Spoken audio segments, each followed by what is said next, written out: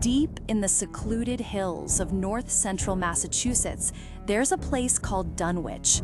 The locals whisper of ancient curses, strange rites, and a bloodline that is anything but human. This is a story that begins with a birth that should never have happened. A goat-like child born to a woman with no known husband, an event so repulsive it sent shivers through an already hardened community. They didn't know it then, but this child would be the key to unleashing a horror that would threaten to cleanse the earth of all human life. This is the story of the Whateleys and the unspeakable thing that lived in their house. The narrative of this terror begins in Dunwich, a forsaken hollow nestled in the heart of Massachusetts. The landscape itself is a character in this story, a place of odd, rounded hills crowned by ancient stone circles, of sinister swamps where night gaunts and bullfrogs pip in a raucous, maddening rhythm. The village is nothing more than a collection of rotting roofs and deserted homes, reeking of a malignant odor of decay. It's a place where the locals whisper of black magic and a devil's breed, a place that seems to lie just outside of our reality. This is the home of the Whateleys, a family whose reputation was as old as the hills themselves. Old Man Whateley, a semi-insane recluse, was known for dabbling in black magic in his youth, and his daughter, Lavinia, an unattractive and misshapen albino, was a pariah even among the superstitious locals. It was on February 2nd, 1913, at 5 a.m., that a new kind of horror was born into the world. The previous night had been filled with intense noises from the hills and the frantic, incessant barking of dogs. Lavinia, with no known husband, gave birth to a son she named Wilbur. She held a strange pride in this dark and goat-like child, spouting prophecies about his powers and future. Old Man Whateley, his mind already half gone, made even more disturbing comments about the child's parentage. "His father ain't of this earth," he'd mutter, and then with a sinister grin, he would add, "Someday a son of Lavinie'll be callin' his father's name on top of Sentinel Hill." Wilbur's growth was terrifyingly unnatural. At just 3 months, he had the size and strength of a 1-year-old. By 7 months, he was walking unaided, and at 11 months, he spoke with a premature fluency and intelligence that was deeply unsettling. His features were described by locals as caprine or animalistic: thick lips, sallow and porous skin, coarse hair, and elongated ears. The dogs of Dunwich hated him, and he was forced to carry a pistol to defend himself. The Whateley farmhouse also underwent a disturbing transformation. Old Man Whateley began buying cattle, but his herd never grew. The animals were anemic and seemed to have strange surgical-like wounds. The old man began to make strange repairs to the sealed upper floor of the house. He blocked all the windows and built a wooden ramp leading to a plank door on the 2nd story. An old tool shed, previously sealed, was abandoned, and now a not-of-this-world odor emanated from it. Strange wails and footsteps were heard in the sealed attic above, and one local swore he heard a horse stomping around up there. At every May Eve and Hallowmass, the Whateley family lit bonfires on top of Sentinel Hill. The eerie bangs and booms from the mountains intensified with each ceremony. In 1917, Wilbur, at 4.5 years old but looking like a 15-year-old, became the subject of a local newspaper article that highlighted his precocious nature, his grandfather's black magic, their strange books, and the sealed upper floor of their farmhouse. He even began paying for the cattle with ancient gold coins. By 1923, Wilbur, at the age of 10, had the appearance of a bearded man in his 30s. He and his grandfather began a second round of strange renovations to the farmhouse. They tore down all the partitions and the attic floorboards, creating an immense open void between the ground floor and the roof. The walls seemed to breathe and warp in this new, impossible space. In the spring of 1925, Old Man Whateley noticed the night gaunts chittering under his window and foresaw his own death. On the night of Lammas, Dr. Houghton of Aylesbury was called to the Whateley farmhouse. He found the old man dying. As he lay there, rhythmic noises of lapping or flopping waves came from the vague void above, and a legion of night gaunts chittered in a terrifying, synchronized chorus with the dying man's gasps. Before he died, Old Man Whateley whispered to Wilbur about the thing that was growing faster than him, instructing him to make more room for it. He urged Wilbur to open the gates for Yog-Sothoth with the long chant you'll find on page 751 of the complete edition, and then to set fire to the prison. The fire of this world, he told him, could not burn the creature. He also warned Wilbur to feed the thing regularly, but not to let it grow too large, for if it burst out of them quarters before the gateway to Yog-Sothoth was opened, all would be lost. He emphasized that only them from beyond can make it multiply and work. Only them, the old ones. The noises in the hills and the fire on Sentinel Hill were more intense than ever that night, and the night gaunts made a pandemoniac chittering. The next day, Lavinia Whateley disappeared, never to be seen again. By the summer of 1927, Wilbur, now a fearsome figure, began emptying the ground floor of the farmhouse, tearing down walls, and living in one of the sheds. He seemed concerned, perhaps frightened. In the winter of 1927, Wilbur, now nearly 8 feet tall, with a grotesque, bearded, gargoyle-like appearance, arrived at the Miskatonic University Library. He demanded to see the Latin edition of the Necronomicon of Abdul al-Hazred, as his own copy was incomplete. He was searching for a formula or incantation for Yog-Sothoth on page 751. Dr. Henry Armitage, the head librarian, was a man of immense intellect and courage. He read a terrifying passage from the Necronomicon that described the Old Ones, beings that existed and would exist between the spaces, invisible and dimensionless to humans. Yog-Sothoth, the text said, was the key and the guardian of the gate that connected the spheres. Men could only perceive them by their strange odor or in the twisted features of those they had begotten upon mankind. Armitage, horrified, connected this reading to the mysteries of Dunwich and to the monstrous figure of Wilbur before him. He refused to lend Wilbur the book, realizing the danger the creature represented. Dr. Armitage recognized Wilbur's foul smell as the same he had once caught a hint of near the Whateley farmhouse.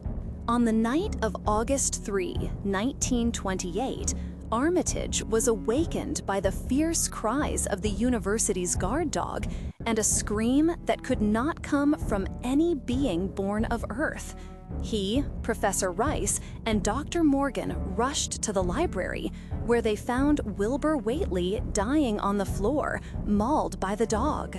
Nearly 9 feet tall, with a man's hands and head, but the chinless, caprine face of the Whateleys.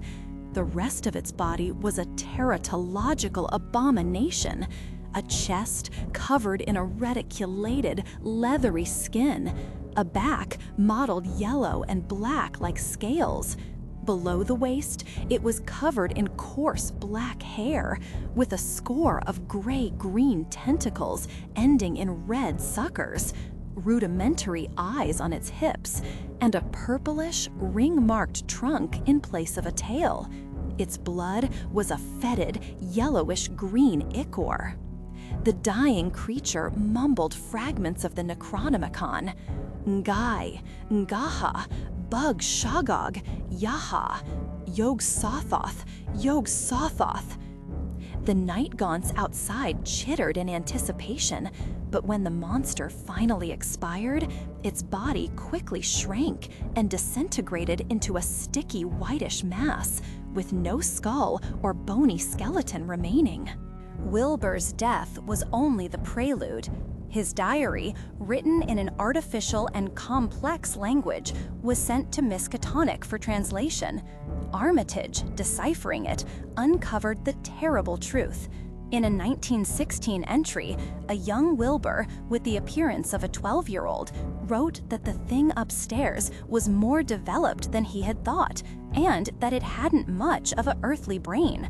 He mentioned that them from the air couldn't take physical form without human blood, and that the thing upstairs seemed to have the right mold. He spoke of cleansing the earth and his own transfiguration.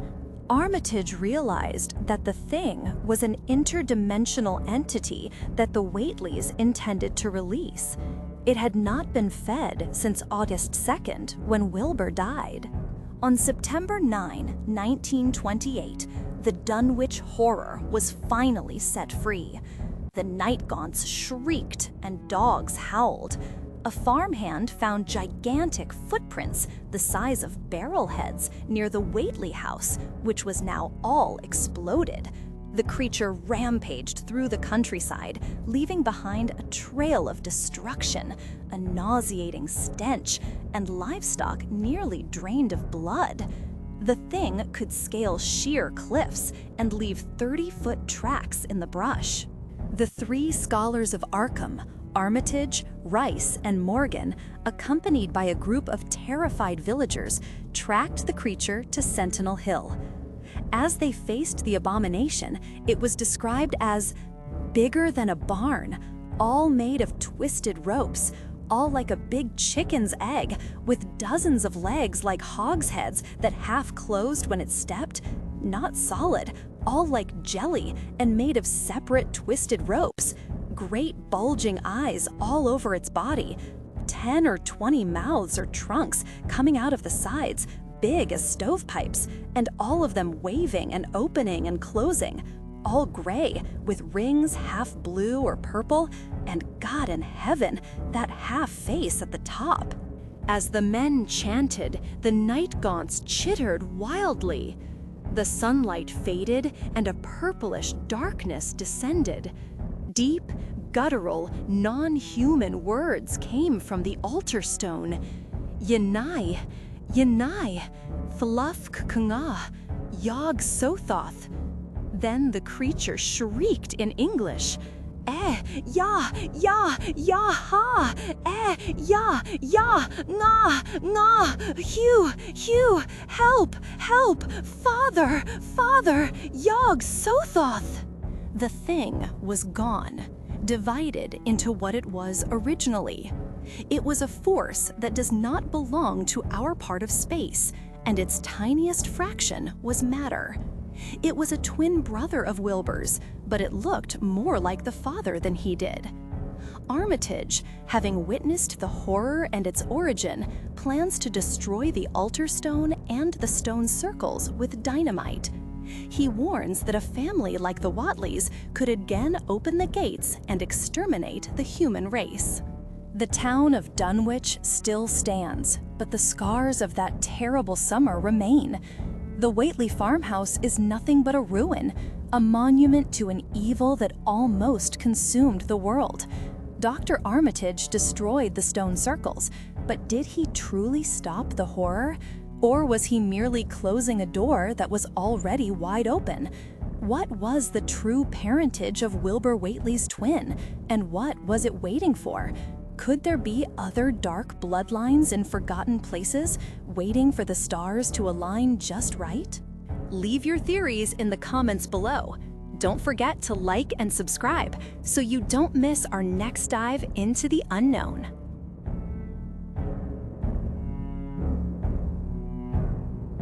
This is the account of Robert Walton, an Arctic explorer who, on a desolate expedition, pulled a man back from the frozen edge of death. But the man was not grateful. He was obsessed, half mad, and clutching a singular truth. He was pursuing a monster of gigantic stature, a demon he himself had unleashed upon the world.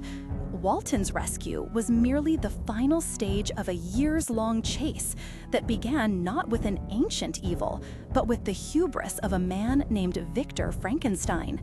He was a scientist, a genius, and the architect of his own damnation.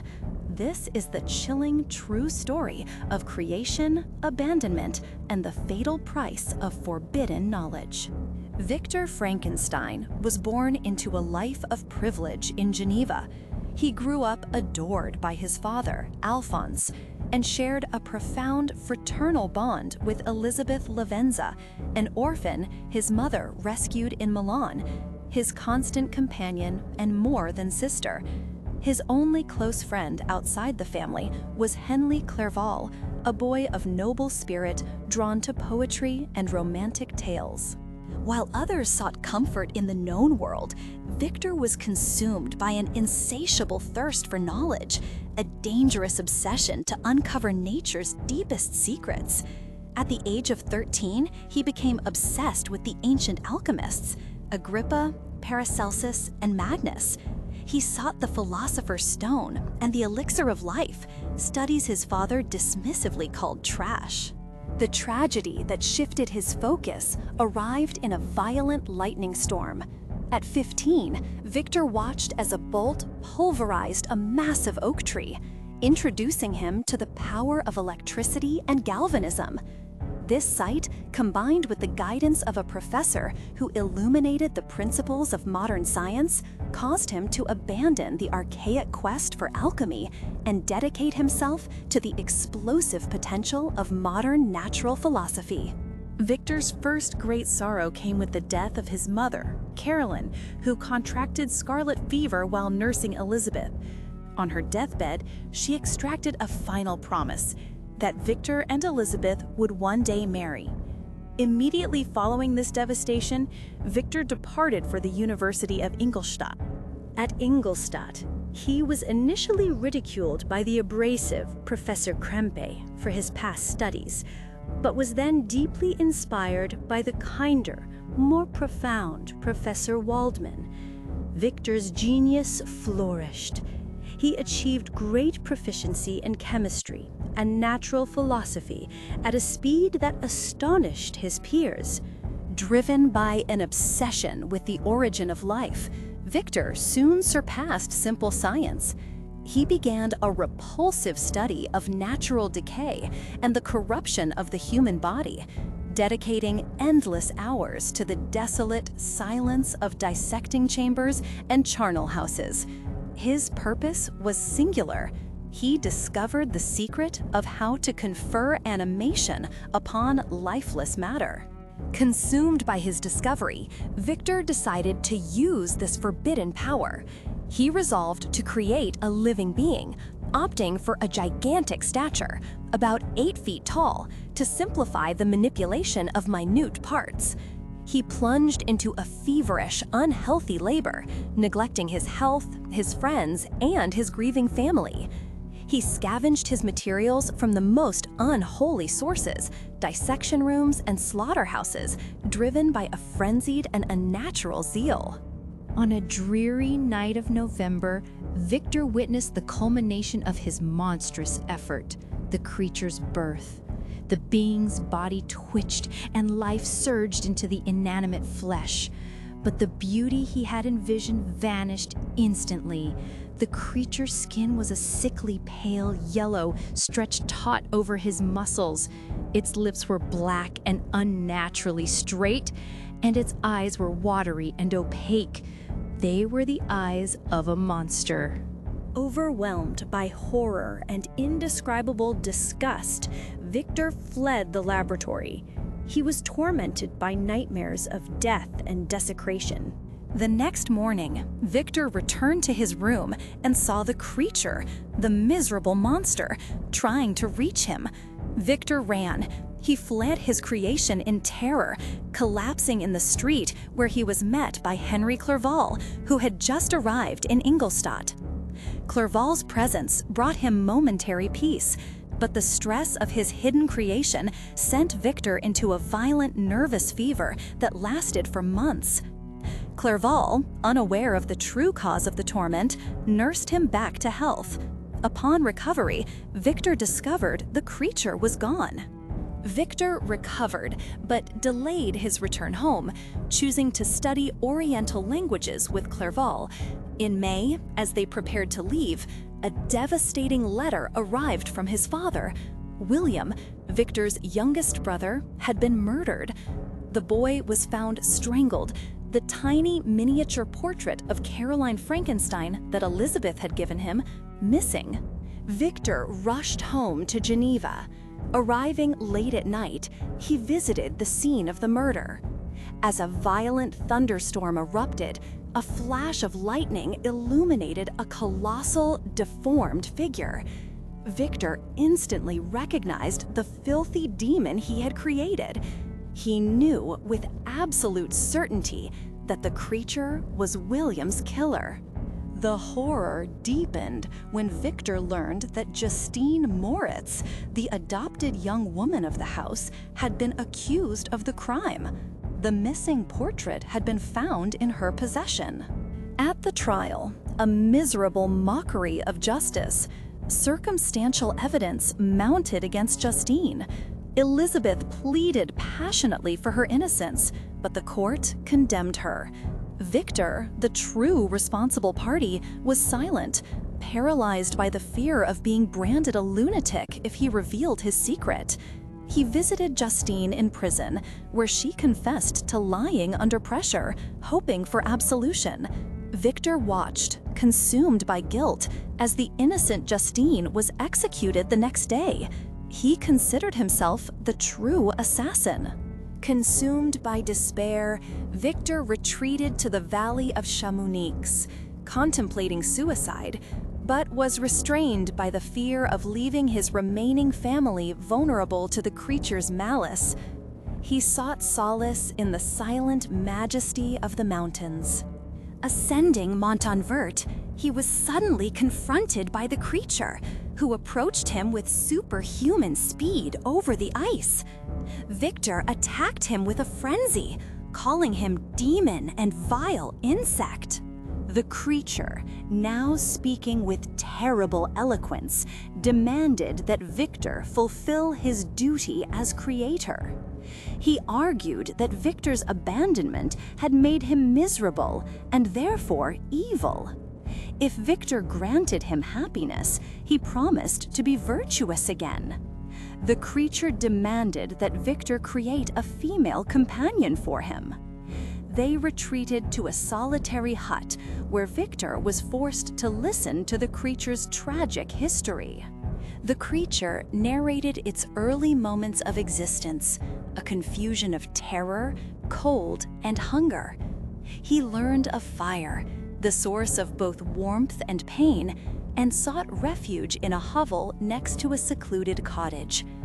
Through a crack, he watched the de Lacy family, the blind old man and his children, Felix and Agatha, and the Arabian woman, Safi, who lived in impoverished virtue. The creature developed an attachment to the family, secretly performing chores for them at night. He learned language and literacy by observing Felix teach Safi. Through these lessons, he gained a devastating knowledge of human history and society, seeing his own reflection in the water and recoiling in horror at his own monstrosity. He discovered Victor's diary in his coat pocket. Reading the detailed account of his own creation and Victor's subsequent horror solidified the creature's despair and ignited his hatred. He attempted to reveal himself to the blind old man, de Lacy, who, unable to see his deformity, treated him kindly. But when Felix, Agatha, and Safi returned, Felix attacked the creature violently. Rejected and driven out, the creature declared eternal war against the species. Discovering that the de Lacys had fled their home, the creature set the cottage ablaze in a savage act of vengeance. He journeyed towards Geneva, seeking his creator. On the way, he saved a young girl from drowning, only to be shot by her companion. The pain and the ingratitude cemented his deep and deadly revenge against humanity.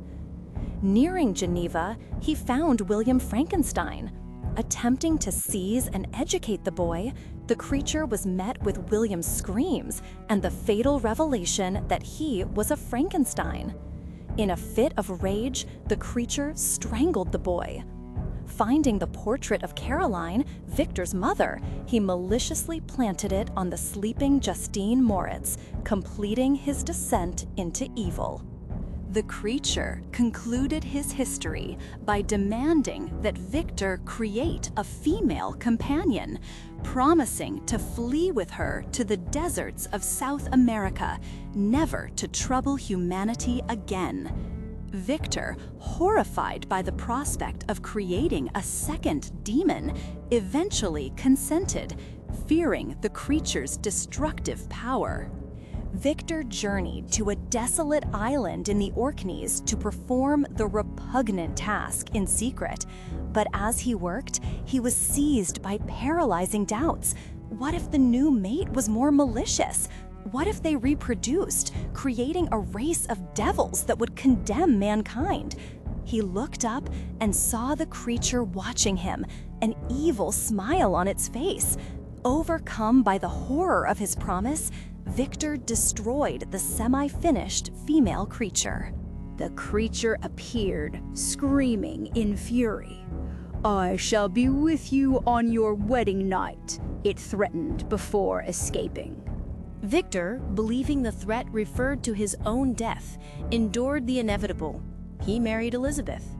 On their honeymoon journey to Evian, Victor was armed, waiting for his murderer. He convinced Elizabeth to retire while he patrolled the villa. Suddenly, he heard a shriek and a terrible scream from Elizabeth's room. The horrible truth struck him. The creature had not threatened to kill him, but to kill Elizabeth. Victor rushed into the room, finding Elizabeth lifeless, strangled, with the mark of the demon's grasp on her neck. Looking out the window, he saw the creature, with a ghastly smile, pointing triumphantly at Elizabeth's corpse. The monster escaped once more. Returning to Geneva, Victor's father died days later from the shock. Victor, consumed by vengeance, dedicated his life to pursuing the creature. The monster deliberately left taunting clues, guiding Victor across the world, from Russia to the Arctic ice, where their final fatal confrontation took place. Rescued by Walton, Victor delivered his final plea that Walton continue his task of destruction before finally succumbing to death. After Victor's death, the creature appeared over his creator's body. He expressed a savage lament and profound remorse, recognizing that his crimes were consummate in Victor's death. The creature explained to Walton that his entire existence was fueled by misery and abandonment. He was the fallen angel who became a malignant devil only because his creator had denied him the one thing that could have brought him peace. The creature revealed his final solitary plan. He would travel to the extremist northern point of the globe to build his own funeral pyre and consume himself in flames, ensuring that his remains would never offer light to any curious and profane wretch who would create another like me. Walton watched, a mixture of horror and pity filling his heart, as the creature, the monument to one man's catastrophic ambition, leapt from the ship's cabin onto a raft of ice and disappeared into the darkness. But the question remains, Did the creature truly find the isolation necessary for its own annihilation? Or is that nameless, non-human horror still wandering the cold, desolate regions of our world? A living, breathing testament to the dangers of playing God. Leave your thoughts on Victor's ultimate crime in the comments below. Don't forget to like and subscribe to the channel for more dives into the terrifying corners of history and science.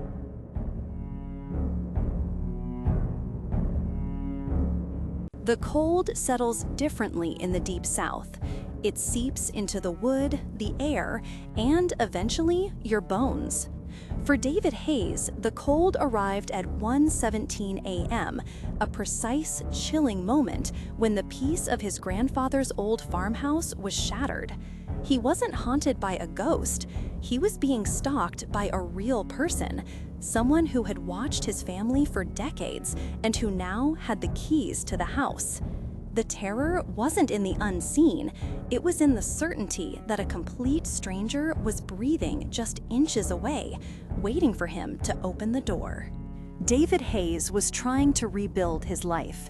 His divorce had left him adrift, and with no other options, he drove south, settling in his late grandfather's isolated farmhouse near Fairhaven, Georgia. The place was 10 minutes outside town, a sprawling 10-acre property surrounded by dense woods. It was quiet, too quiet. The house was a relic. The wood floors creaked a complaint with every step. The doors were stubborn, and no matter how high the thermostat was cranked, the cold lingered, perpetual and unsettling. The first few nights were spent in quiet solitude, marked by the simple rhythm of unpacking and the peace of the porch. No traffic, just the wind and the owl calls. But on the 7th night, the quiet was broken. It was just after midnight. David was drifting toward sleep when he heard it, whistling. It wasn't a familiar melody, but a slow, broken tune, consistently off-key. It sounded like someone walking deliberately through the woods behind the house, whistling as they went. David dismissed it as a hunter or a drunken local. But the next night, the sound returned. Same tune, same time, but closer. David got out of bed, flipped the porch light, but saw nothing. Armed with a flashlight, he checked the yard. No tracks, no sound of anyone running off, just the whistling, fading back into the deep woods. The whistling became a ritual.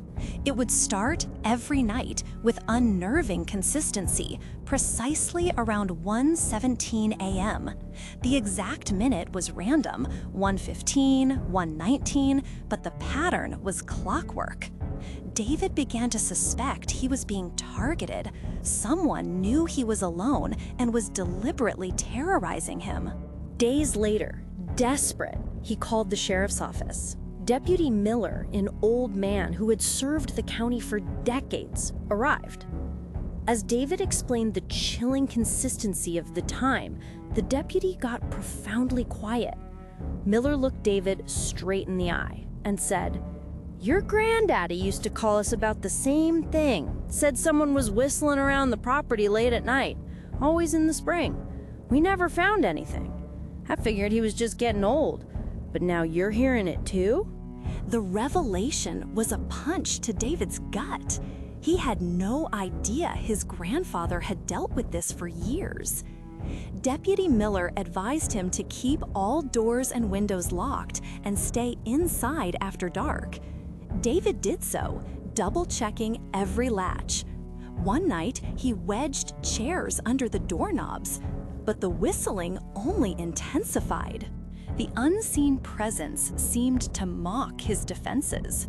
One night, the whistling was behind the shed, louder than usual, as if the person was standing right outside the flimsy wall. David grabbed his flashlight and looked through the blinds, but saw nothing. He didn't dare step outside.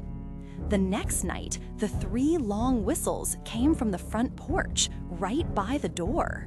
The night after that, the sound moved inside. David swore it came from under the floorboards, like someone was in the crawl space, whistling up through the vents.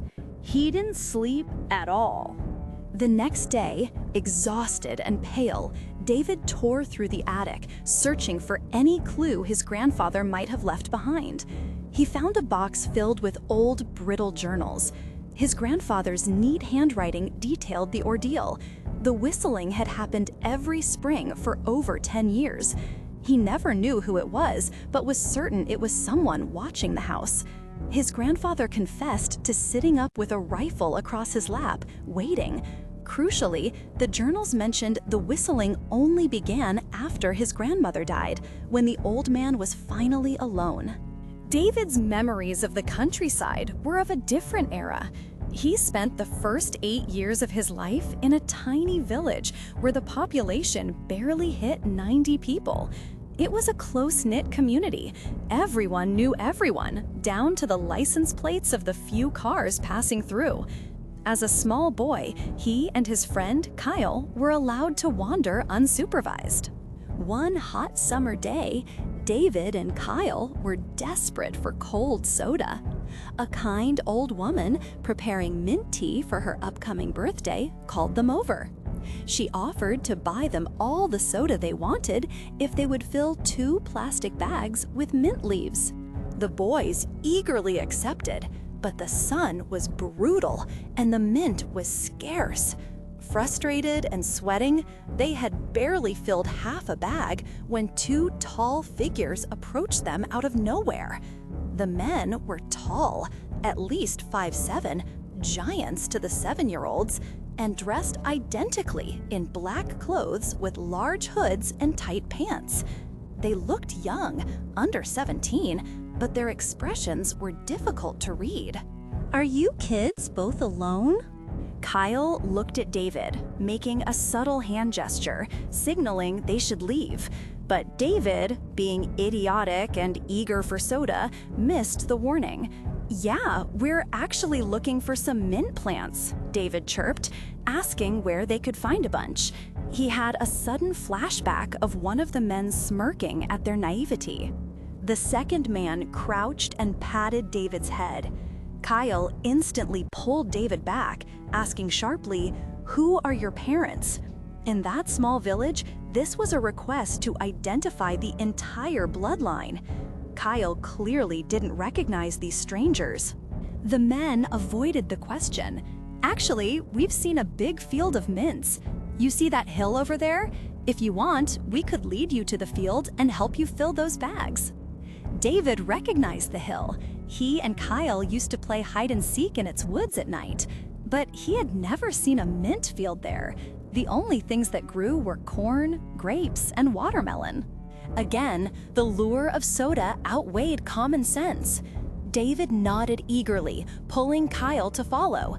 The men seemed satisfied and began to lead the way, walking further and further from the village. David felt his friend's hand trembling. The village soon vanished behind the trees.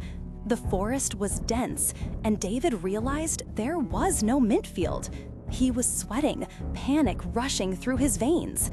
He realized something terrible was about to happen, yet he couldn't stop walking. Suddenly, Kyle whispered in his ear, the words razor sharp.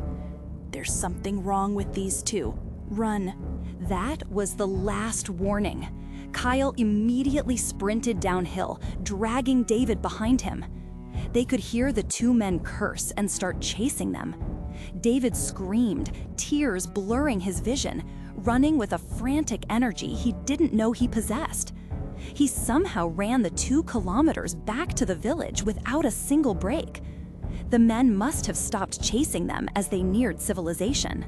The old journals confirmed David's worst fears. He was not dealing with a hallucination. He called Deputy Miller again. The old deputy returned, read the journal, and looked genuinely nervous. "Be careful," he warned. "Don't open the door if you don't know who it is." That night, David stayed awake. He sat on the couch, the cold metal of a shotgun across his lap. He barely knew how to load it, but it was his only defense. At exactly 1:17 a.m., the whistling started again, but this time it didn't come from outside. It came from the hallway, inside the house. David froze. The hallway light was off. He could hear the whistling moving closer, step by careful step. He stood up, aimed the shotgun, and screamed, "Who's there?" The whistling stopped instantly. David flipped the hallway light on. Nothing. No one. He spent the rest of the night in a state of hypervigilance. 2 nights of silence followed, lulling him into a false sense of security.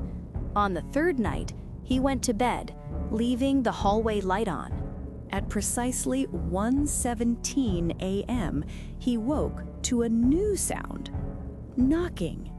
Slow, measured, deliberate knocks. 3 of them. They were coming from the back door, inside the house. Silence! Then the floorboards in the hallway creaked. Someone was walking. The hallway light flickered and died. David snatched his shotgun and stepped out of the bedroom.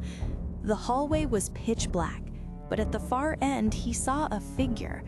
A person wearing dark clothes, a pale, indistinct face. They were standing perfectly still, watching him. David raised the shotgun, his hands shaking violently. He tried to speak, but his mouth was dry. He managed a shaky scream. "Don't move!" The figure slowly started to lift its leg, turning as if about to run. David screamed, "Stop!" In that moment, the figure darted out of the hallway. David heard the surprisingly heavy footsteps stomping out the front door into the darkness. He ran outside and fired a shot, low-key hoping he'd hit them in the dark. He locked up the house, drove his truck into town, and slept that night in the cab. The next morning, Deputy Miller drove out to the farmhouse. He found the front door unlocked. This confirmed the chilling truth. Whoever that person was, they had a key to his grandfather's house. Nothing was broken or missing. Deputy Miller recommended David change the locks and, off the record, suggested he move out. Someone out in those woods hasn't taken kindly to either your grandfather or yourself being in that house, he warned. David immediately drove to the local hardware store and changed the locks. He contacted his parents and a week later left the farmhouse to live with them out of state. It was months later, in his new urban life, that David learned the shocking identity of the intruder. He found out that when he was a child, his parents had hired a young babysitter named Sarah. She had a very disturbed ex-boyfriend named Marcus. Marcus had been stalking Sarah, and the investigation confirmed he had also been stalking David's family, believing they were still in contact with Sarah. Marcus admitted to police that he had been stalking the house. He learned about David because he saw the family leave their son with the babysitter. He planned to kidnap David, believing that because Sarah cared for the boy, Marcus could use him as leverage to force Sarah to come back to him. The police confirmed Marcus was the one in the ditch with an axe the night David was visiting his grandparents. The realization that the stalker who had haunted his grandfather for decades and who now had a key to his house was the ex-boyfriend of a babysitter from his childhood. A disturbed man whose motives were disturbingly personal left David profoundly unsettled. The house in Fairhaven was eventually sold. David Hayes escaped the whistling, the knocking, and the figure in the dark. But the central mystery remains unsolved. Was Deputy Miller right? Was the figure simply Marcus, a disturbed creep from the past who found a key and continued an old, decade-long harassment? Or was the whistling creature that stalked his grandfather something else entirely? A genuine threat that Marcus, the ex-boyfriend, merely used as a sinister cover? How did this dangerous individual gain access to the farmhouse key, an object of high importance? And why did the attacks cease immediately after David fired his shotgun, only to resume with a deliberate, patterned knocking? Was this a case of a human predator using an old family legend to terrorize the new occupant? Or was the terrifying whistling entity of 1:17 a.m. something far more ancient and sinister than a simple man named Marcus? Don't forget to like and subscribe to the Universo do Mistério for more deep dives into the shadows of the unexplained.